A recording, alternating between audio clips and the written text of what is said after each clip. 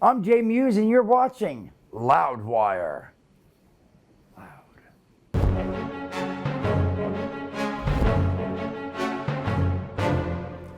Hey everyone, Graham from Loudwire here, and today I'm with the man himself, Jason Mewes. Thank you so much, man. How are you? Good, good. Am I looking at either one of these? You can look at me. You can look at me. Or you could look at whatever you would like. I didn't know if this was my, hey. That's your close-up right there. If you want to hit your close-up, that's your guy right there. But I'm good. Thank you so much, man. And Jay and Silent Bob Reboot, it's coming to theaters October 15th and 17th. You can check that out. And you can check out the Jay and Silent Bob Roadshow and see the movie there. That starts October 20th. Yeah. Check out those dates. Also, wait, I'm gonna while we're doing the Reboot Roadshow, I've been trying to gain my stuff on my Twitch, Jay Mewes, JayMewes, because I build Legos, play games, but also I have an IRL backpack that Kevin got me for my birthday. And I've been walking around the city this weekend and stuff with it. But when we're on the road show, I'm going to be bringing it with me. So, like, when we're traveling from one city to the next and stuff, I'll have it on so you can see, like, behind the scenes of me and Kevin on my Twitch live and stuff. So, Jay Mewes, Twitch. So, first of all, because we check with everybody, Jason Edward Mewes. Yes. Born in Highlands, New Jersey. That is correct. That's correct. Okay. Yes. They do get that wrong sometimes. No, they don't.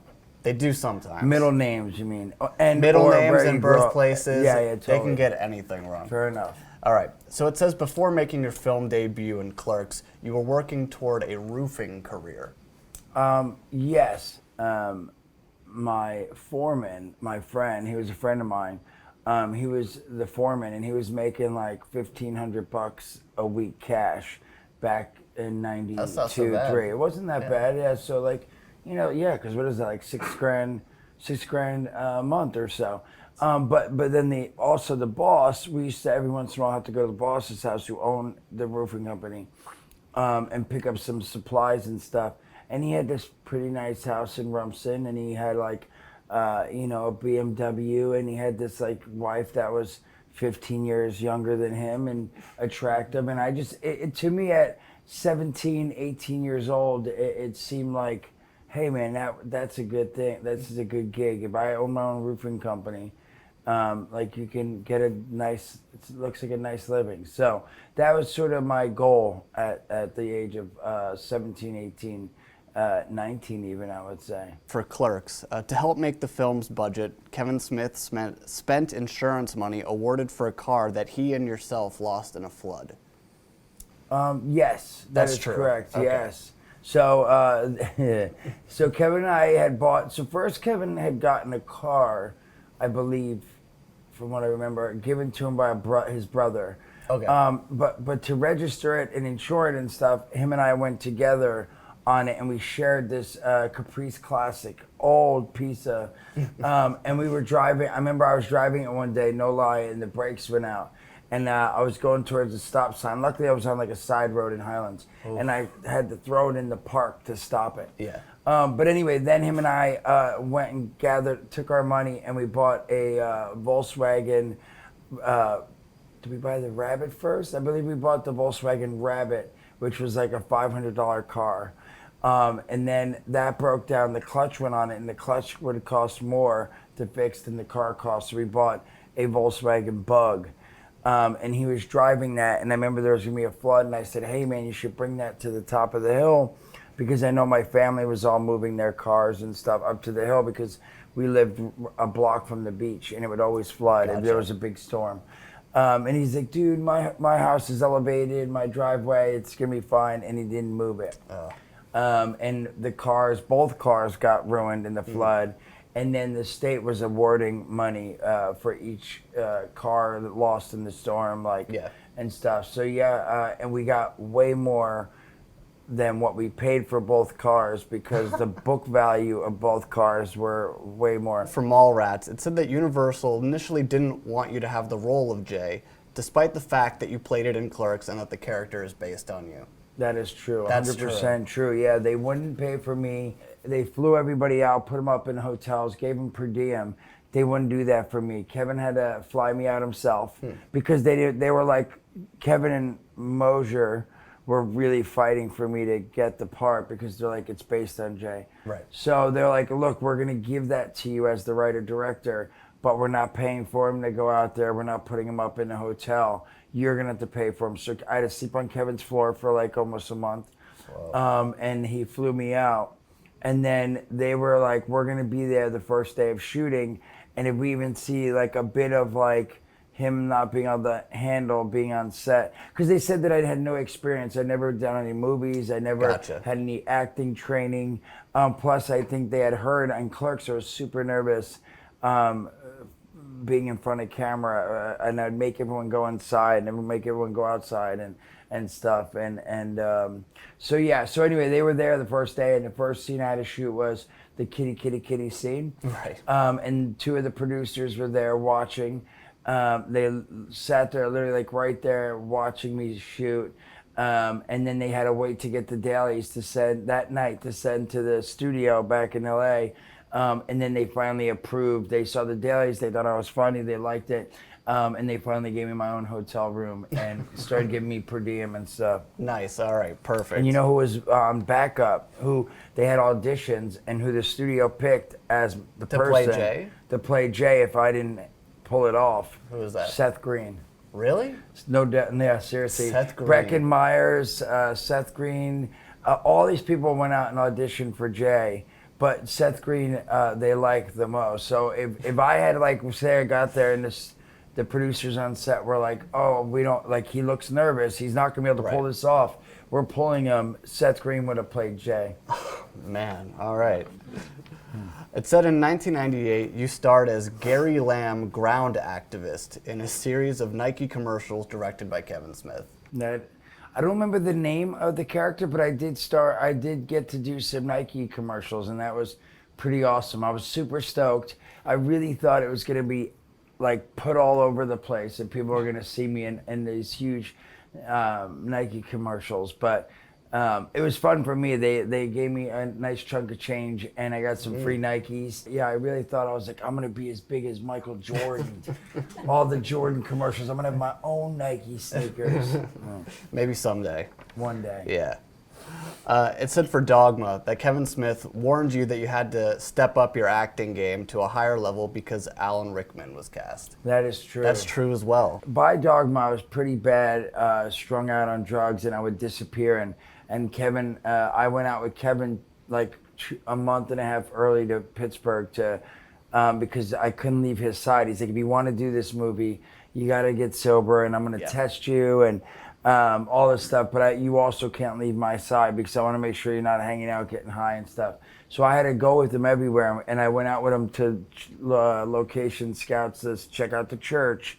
Where we're going to stay at the hotel, the offices, and all this stuff. So I spent like a good month with Kevin while he had to do all these meetings, wardrobe, hair, makeup, meeting people, casting. Like he was watching videos of casting and all this stuff.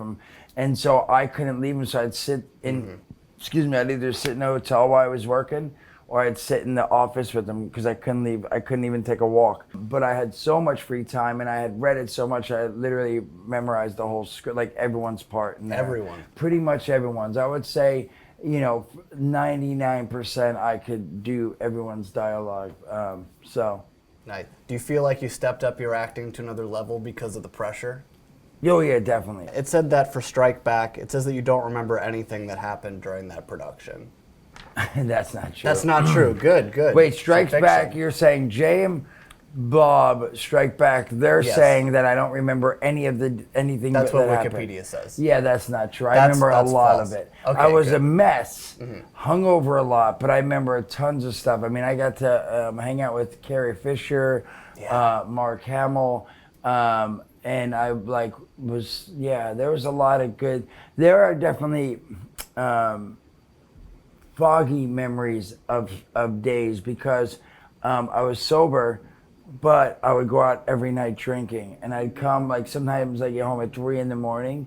and I'd wake up at 6 a.m. to go shoot, and I would fall asleep on the mats. I missed out on. I feel like I don't know if maybe they've said that because maybe I've mentioned in stuff before that I felt like I missed out on some stuff from being hungover all the time, like where other people were chatting and having fun doing stuff, I'd be like sleeping on the stunt mats, trying to catch my sleep whenever I could. But there's tons of stuff I remember from that movie. Carrie Fisher slapping me in the head because I made some joke a couple too many times. Like I made a joke, she laughed, and I did it again, and she thought it was less funny. And the third time, she was like, "It's not funny, stop," and slapped me in the head. Not in a hard, but it was like, "Stop it." But yeah, there was lots of very good memories in that movie. So yeah, that's Great. not true. All right, so that's some fiction right there. The first fiction we found. Exactly. They're pretty good though. So far, so good. I'm actually pretty impressed by this so far. So the I'm an open book, bro. I talk about my stuff on Get Old. Yeah. I talk about my stuff in my stand-up J Mewes and Amusing Stories. I feel like I'm someone. Kevin and I are out on the road talking about ourselves pretty open. So I feel like if anyone's Wikipedia is pretty close. Keep going. Sorry. I know people have been like, "Hey, I heard you write music for this band," and I always find like those interesting because that's not true. I've never written. I don't play music. I remember there was something where, "Hey, we saw on Wikipedia," or it was one of the other sites that you play bass, and I'm like, that's not true either. But keep going. I didn't run into that one. So for Jay and Silent Bob Get Old, it said the podcast is designed to keep you sober and started several months after you regained your sobriety, and you've been sober since June 28th, 2010. They're close on the date. Close, okay. They're correct on everything except for July 2nd. July 2nd is The day. July Okay, 2nd, good. 2010. So yeah, very close. Gotcha. Well, congratulations on that. And Thank you. Looking forward to you hitting that really important 10-year mark. Thank you very much. All right, so Jay and Silent Bob Reboot. It said the filming began exactly 1 year after Kevin Smith suffered his almost fatal heart attack. That is 100% true. 1 year to the day. I know that because he was very excited the first day we started shooting and did a speech on set and talked about that. Yeah. Wow. So that was a real, I mean, that must have been an amazing feeling to be like, oh man. And weed saved his life, by the way. Weed saved his life, keeping him calm during the heart attack. That's true. The doctor said, and again, the doctor gave him as much information. I mean, but yes, technically. Technically, weed saved his life. It did. I agree. I mean, because he said he kept calm from it, and they said most people panic and get even worse. And the doc said he feels that it kept him centered and so. Very good. And last one for you. It said that Stan Lee was initially cast in the film, but obviously could not take part because he passed away. I mean, Kevin had him written for any of the movies. Kevin, since when he started writing Clerks and Mallrats, Mallrats 2, Mallrats, Die Hard in the Mall, Jay and Bob. I mean, Kevin's always got him in mind, as do I. I mean, every time he sees Kevin, the first thing he says is, "Hey, good to see you. When are you gonna put me in the next movie?" So, so yeah, yeah. Yeah. Well, we all miss him so much. So thank you so much for you. dropping by and clearing up stuff. Only one thing wrong. That's pretty good for Wikipedia. Yeah, that's not bad. That's yeah, not at bad. All right, and Jay and Silent Bob Reboot, make sure you get your ass into a theater and see that, and go see this man on tour on the Jay and Silent Bob Road Show. Yes, Jay Mewes, Jymewes. On Twitch. Thank you so much, man. Thank you.